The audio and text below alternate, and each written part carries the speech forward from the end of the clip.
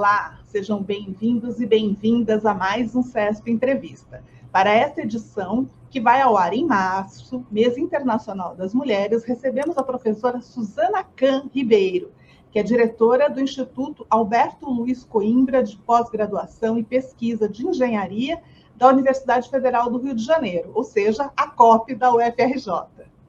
Graduada em Engenharia Mecânica, mestre em Planejamento Energético e doutora em Engenharia de Produção, a professora tem atuação extremamente relevante no grande desafio da humanidade hoje, que é o enfrentamento da crise climática.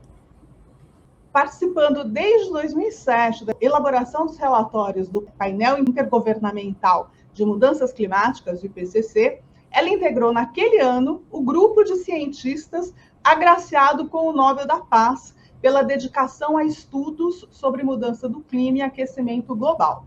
Entre 2008 e 2015, foi vice-presidente do IPCC. Ela foi também secretária de Mudanças Climáticas do Ministério do Meio Ambiente entre 2008 e 2010. É ainda coordenadora executiva do Fundo Verde da UFRJ, além de ser membro do Conselho de Administração do Museu do Amanhã, do Conselho do Centro Empresarial de Desenvolvimento Sustentável e do Instituto de Políticas de Transporte e Desenvolvimento.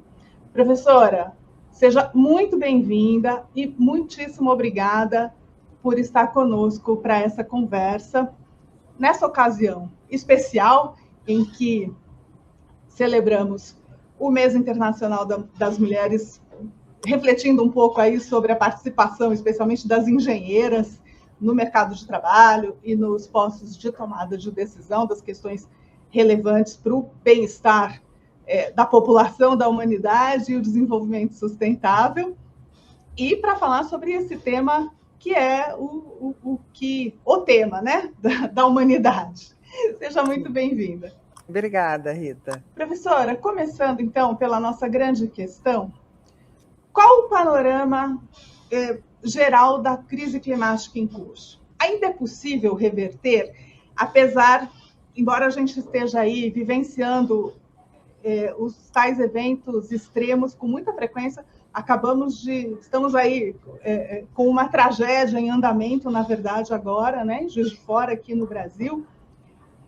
Existe possibilidade e o que seria necessário objetivamente? Olha, Rita, reverter a situação é quase que, não diria impossível, porque várias possibilidades ainda existem, né? De absorção do dióxido de carbono da atmosfera, tem toda uma discussão a respeito, né, da geoengenharia, mas são alternativas ainda muito caras e também que não se conhece o efeito dessas alternativas também, né? Porque o sistema climático ele é extremamente complexo. O que a gente está fazendo, digo, a humanidade, né, está fazendo, é alterar um dos componentes do sistema climático, que é a atmosfera, né? A partir do momento que a gente modifica a composição da atmosfera, isso é dado, né, é fato, todo o sistema climático ele se desorganiza, porque a atmosfera é um desses componentes. Você tem a biosfera, né, que é a parte, né, dos vegetais, florestas, etc., que tem uma interação muito forte, né, com a atmosfera. Você tem a hidrosfera, oceanos. Então, todas esses subsistemas eles se desorganizam a partir do momento que um deles se altera, que é o caso, né, da atmosfera.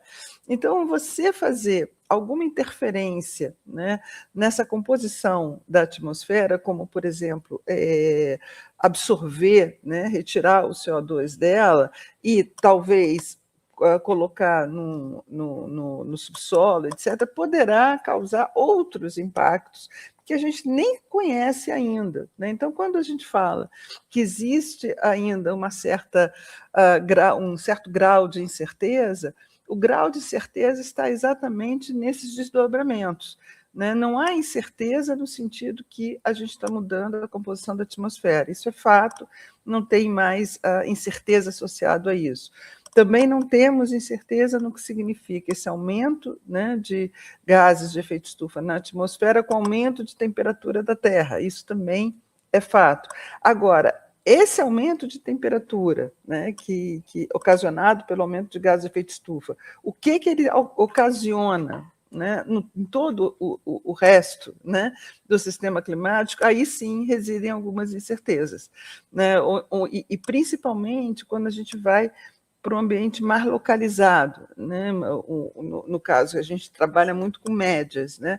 Agora, o fato de você ter um aumento em média de tantos graus de temperatura não significa que todas aquelas regiões vão ter isso, é uma média. Então, em áreas tropicais, isso vai ser mais acentuado, em áreas mais distantes dos trópicos, talvez não seja tão acentuado assim. O que isso vai provocar em termos de correntes marítimas, né, que provocam também uma série de outros eventos extremos. A gente conhece aí bem El Niño, Laninha, mas várias outras correntes que podem se tornar mais intensas ou não, e isso tudo causa também, muitas vezes, que a gente vê frio extremo, né? E aí até tem aquelas brincadeiras e tal, mas é aquecimento global, mas esse frio todo, mas exatamente são esses extremos climáticos que a gente tem mais dificuldade de modelar e, por consequência, né, conseguir se adaptar e prevenir.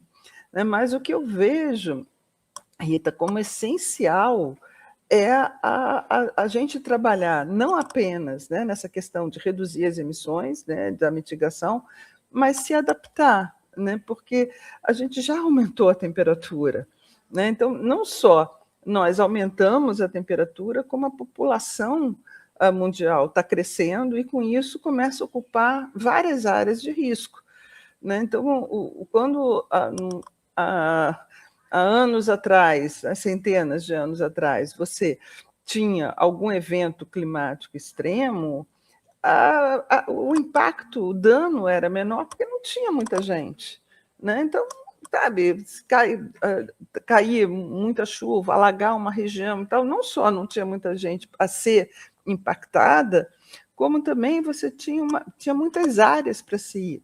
A própria migração, né, que aconteceu na Terra, no planeta, foi muito por conta disso. Você caçava em determinada região, ali aquele ambiente se esgotou, ou o inverno estava muito rigoroso, a população ia, né, passeando pelo planeta. E hoje isso é impensável, são fronteiras, não há como você ter um aumento do nível do mar, por exemplo, num país como Bangladesh, e o povo de Bangladesh ir para Paquistão, Índia, isso é guerra, não tem como, né? Então, a situação política, geopolítica, também torna tudo muito mais complexo. Agora, essa é uma questão dada, e inclusive o esforço de adaptação foi uma questão que teve ênfase na COP30, agora em Belém. Agora, por outro lado, a COP30 não conseguiu avançar justamente na questão de determinar metas para a redução do uso de combustíveis fósseis, que era uma grande expectativa, e essa foi a grande frustração. Nesse sentido, foi um passo para trás. O Acordo de Paris, que tinha lá a meta de limite de aquecimento, já ficou para trás. Como que estamos nessa situação? Olha, eu acho que causa essa frustração porque as pessoas criam uma certa expectativa muito alta, porque se a gente pensar, são mais de um século, né, que toda a economia se desenvolveu baseada no uso de combustíveis fósseis.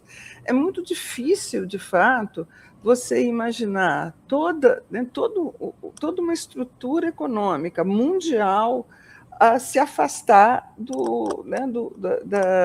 da matéria-prima principal, porque não é só para combustível, né? Você tem o combustível, né, mas todos os outros derivados.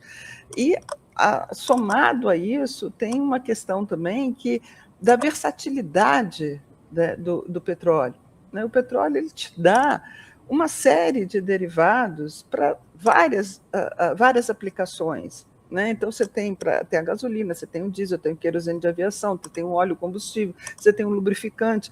Então, tem os produtos petroquímicos. Então, é um único, né? Uma única matéria-prima que dá um leque aí de possibilidades, e essas possibilidades foram todas a base, né, do desenvolvimento econômico mundial. Então, quando a gente está falando de alternativas energéticas para substituir, né, o petróleo, você acaba olhando um determinado aspecto, que é, por exemplo, geração de energia elétrica. E aí você tem o uso de renováveis que está aumentando, de fato. Você tem uma série de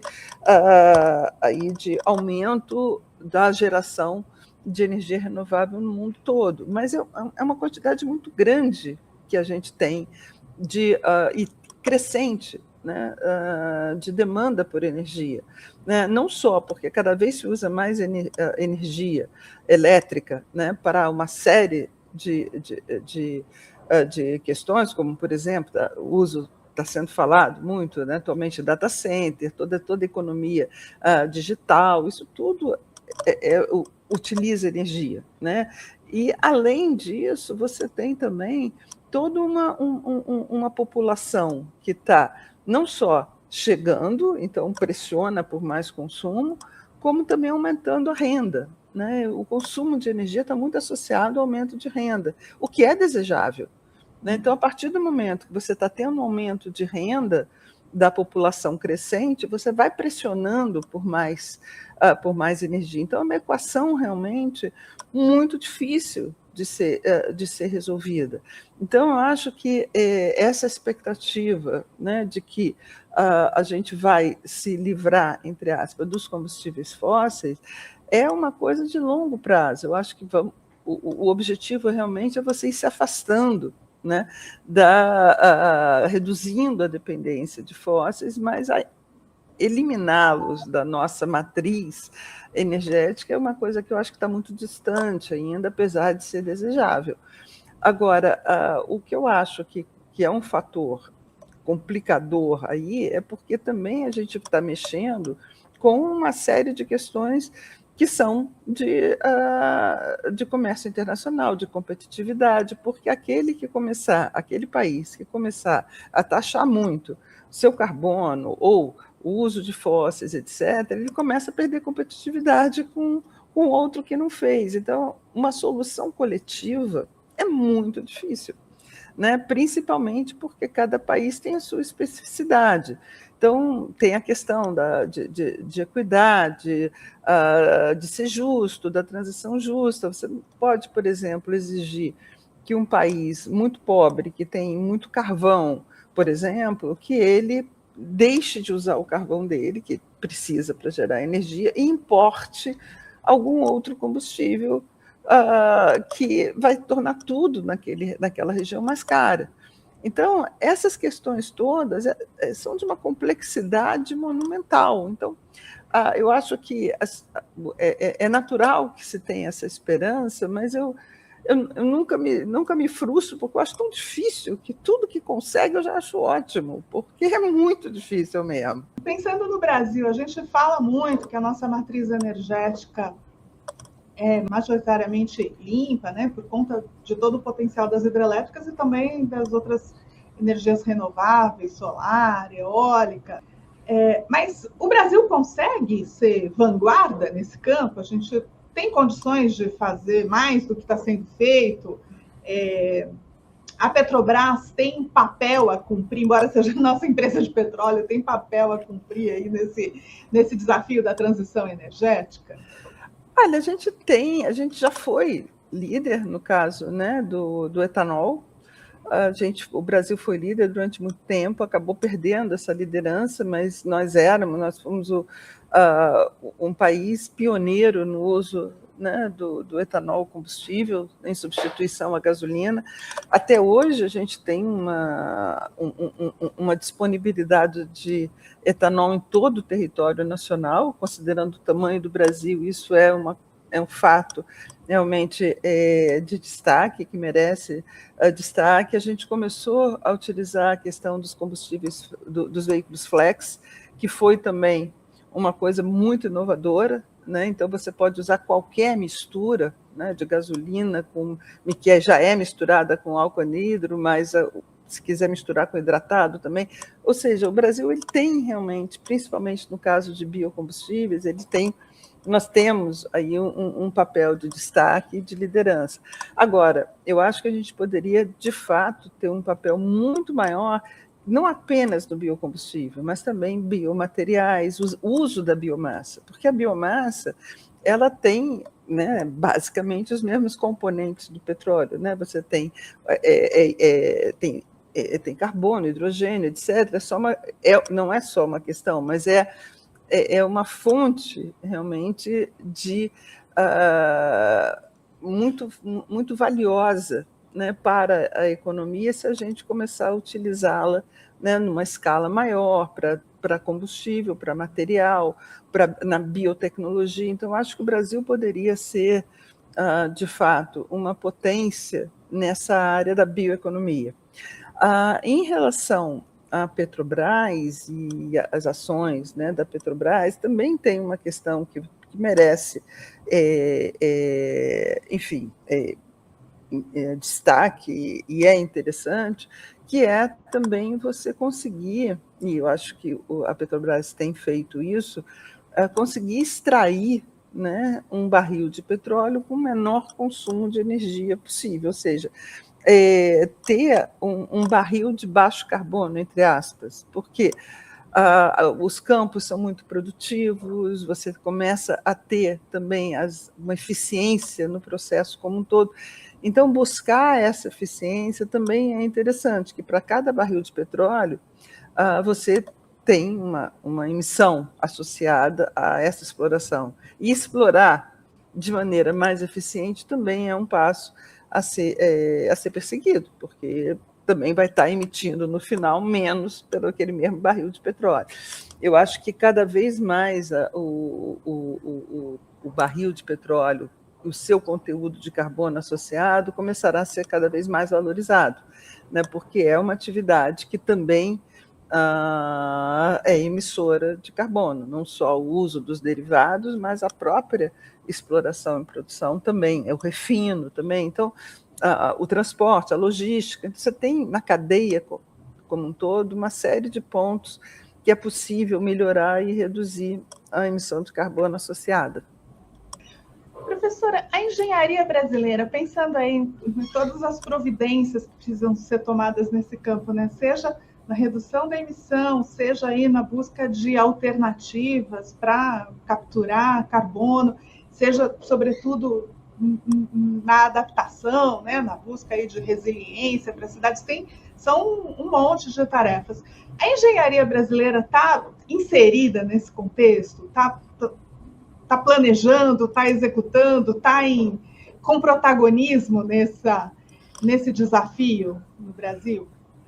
Olha, a engenharia brasileira ela tem todas as condições, né, de oferecer essas respostas, né? Eu acho que você tem uma série de possibilidades, inclusive quase todas elas estão ligadas de alguma forma à tecnologia, né, e à engenharia para resolver, sobretudo na adaptação, né, seja a questão de encosta, seja monitoramento, seja sistemas de alerta, né, sistemas de resgate. Então, você tem acho que praticamente, eu sou suspeita para falar, mas de qualquer forma, praticamente em tudo você tem a importância aí da engenharia para ajudar a resolver a questão.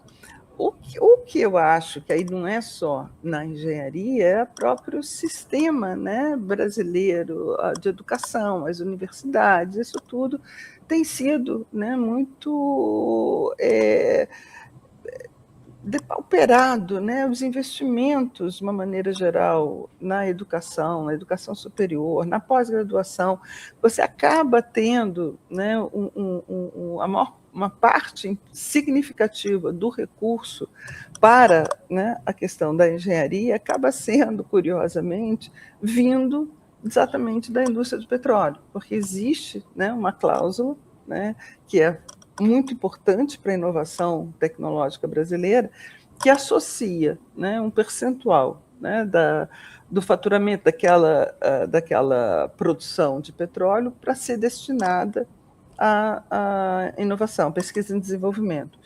E isso é exatamente uma forma, uma confirmação de que você investindo você tem retorno, porque não é à toa que o Brasil, né, na área de exploração e produção de petróleo offshore, é um país top do mundo, Petrobras, as universidades brasileiras. Então, acho que isso demonstra exatamente a importância de se investir em pesquisa e desenvolvimento, porque traz resultado, né? Mas, infelizmente, a gente tem isso nesse setor, né, de petróleo e gás, e nos tornamos líderes nessa parte. Se você tivesse, imagina essa destinação para pesquisa e desenvolvimento em todas as outras áreas do conhecimento, quanto que a gente não poderia estar realmente sendo, né, inovador e produtivo. Isso daí é uma questão que enfim, me deixa muito preocupada, porque a gente acaba ficando nesse ciclo vicioso. Toda a nossa inovação está muito associada, de fato, na engenharia, à área de petróleo e gás, que é onde tem o recurso, né? Então, você vai, né, investindo mais. Se bem que, fazendo um parêntese nisso, tudo que a gente investe, né, nessa parte de petróleo e gás, engenharia, etc., de cláusula do petróleo, você pode utilizar em N outras atividades. Então, vou te dar um exemplo, robótica. A robótica, gêmeo digital, isso tudo começou muito e se desenvolveu bastante por conta da indústria de petróleo e gás. E hoje em dia a robótica é utilizada para N, né, situações. Então, não é que toda a inovação fica circunscrita à área de petróleo e gás, mas eu acho que essa a ideia, né, de você ter uma verba específica para investimento em desenvolvimento tecnológico é essencial para o Brasil conseguir ter realmente um papel mais de liderança no mundo que cada vez está mais tecnológico, né? Onde o conhecimento está andando cada vez mais rápido. E eu acho que isso é uma questão que me preocupa.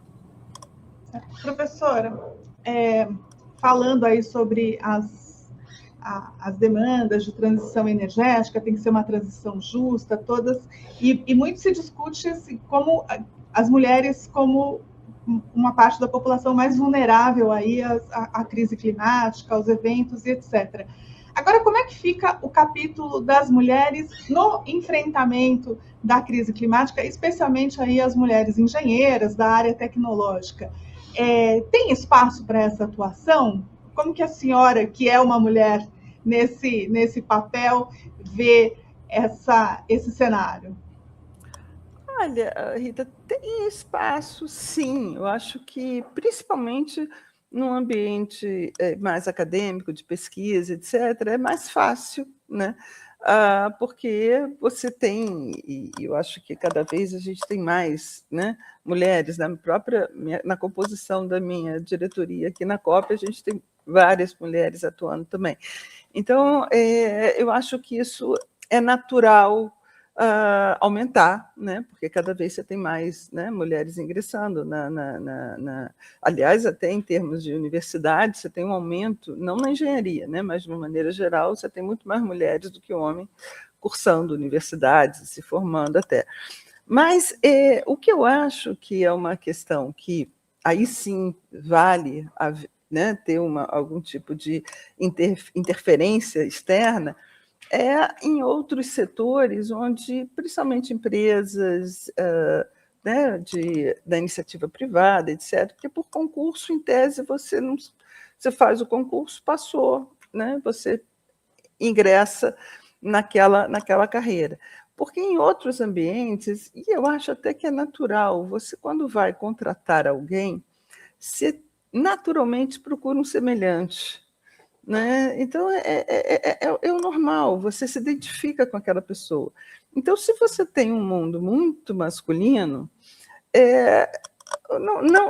Nem creio que seja necessariamente por mal ou por preconceito, mas naturalmente você vai olhar quem parece contigo, vai ser alguma pessoa que tenha mais a ver, né? E aí, nesse sentido, você não rompe o ciclo, né? Porque se o mundo é masculino, os homens escolhem quem se assemelha a eles, você não muda isso. E aí, nesse sentido, eu acho que é interessante você ter algum tipo de interferência para romper, né, esse ciclo e começar a ter um ambiente mais diverso, que é extremamente importante. O ambiente mais diverso, ele traz muito mais, né, informações e contrapontos, etc., mas, por outro lado, é, sem dúvida nenhuma, um ambiente mais tenso, talvez, né, menos confortável, porque você vai ter outras opiniões, mas certamente vai ser mais produtivo. Então, nesse aspecto, eu acho que precisa ter, sim, algum tipo de interferência ou algum sistema que privilegie, né, a diversidade. Né? Mas dentro da universidade, eu não vejo isso. Né? Não acho que a gente tenha algum tipo de problema relacionado à questão de gênero. Né? Eu, pelo menos, não vivencio isso no ambiente acadêmico.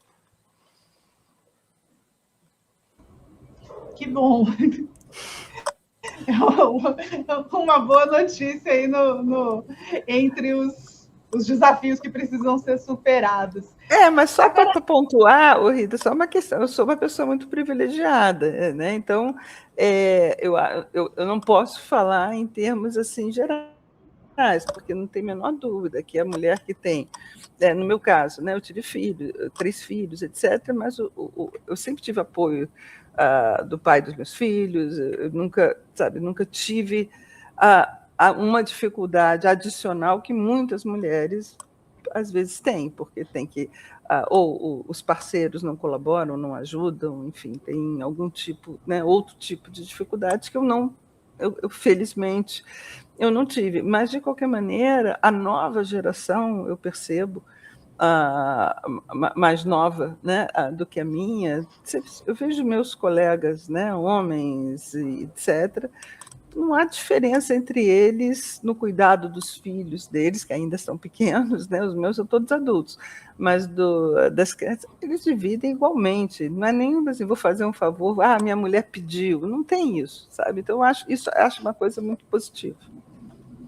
Agora, a senhora acha que a presença de mais mulheres nesta área específica da crise climática, das questões ambientais, favorece? A senhora disse que a maior diversidade certamente favorece Sim. qualquer ambiente para ser mais produtivo, né? Nesse caso específico, a senhora acha que a presença de mais mulheres favorece mais avanços? Tem alguma vantagem nisso, para além da diversidade em si?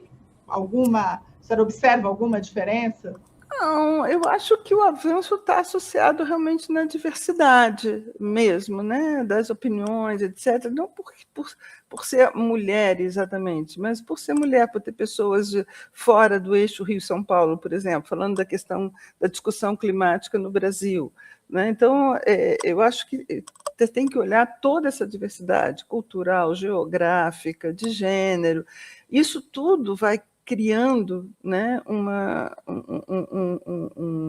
um aspecto aí muito mais positivo de opiniões e considerações e soluções que vão ser cada vez melhores e mais bem fundamentadas à medida que você tem essa diversidade. Então, eu olho mais pela questão da multiplicidade aí de opiniões e pontos de vista, do que só simplesmente a questão do gênero. Eu acho que a questão geográfica é muito importante também, né? Porque durante muito tempo essa discussão de clima acabava sendo uma coisa muito do eixo mesmo Rio-São Paulo. Né? Então você via o pessoal no Rio, em São Paulo, falando do que tinha que ser feito na Amazônia. Né? Sabe, isso, e o pessoal que está lá, né, que vive o dia a dia. Então, essa questão eu acho mais importante que a gente considere na busca de encontrar aí um conjunto que possa debater melhor a questão climática. Professora, encerrando aqui a nossa conversa, a senhora como diretora de uma instituição de ensino de engenharia de altíssimo nível, conhecida no Brasil todo, grandes nomes por aí ligados à COP, que recado a senhora dá para os jovens e as jovens também que estão pensando aí na engenharia e especialmente preocupados em usar aí o seu conhecimento, seu talento, sua formação para essa questão da crise climática? Olha, o recado que eu daria é que para olhar a engenharia de uma forma que vai um pouco além daquele conhecimento matemático, cálculo, né, muito, muito árido. Né? A engenharia é muito mais do que isso. Né? Então, e cada vez mais você busca ter a formação, né, de qualquer jovem numa graduação que tenha vários outros conhecimentos, outros saberes que vão além, né, da questão, né, técnico-científica, estrito senso. Então, tem que ter um olhar social, um olhar ambiental, então tem toda a questão econômica. Então, eu acho que é importante a gente mostrar que a engenharia ela é muito mais atraente, ela tem uma variedade muito grande, né, de conhecimento, uma N possibilidades de atuação. Então, não olhar a engenharia como aquela coisa, aquela caixinha, né, meio quadrada, que não é. É um mundo de possibilidades, de conhecimentos variados que a gente tem que ter para ser um bom engenheiro. É isso, esse é o recado que tem que chegar no ensino médio, né? Porque o pessoal fica com medo da física, da matemática. Não. Muito bem. Professora, muitíssimo obrigada pela sua atenção e disponibilidade de conversar conosco. Foi um prazer enorme. E muito obrigada também a você que acompanha mais esse CESP Entrevista. Fique sempre de olho no canal do CESP para conteúdos bacanas e relevantes como essa entrevista com a professora Suzana Kahn, diretora da COP. Até a próxima!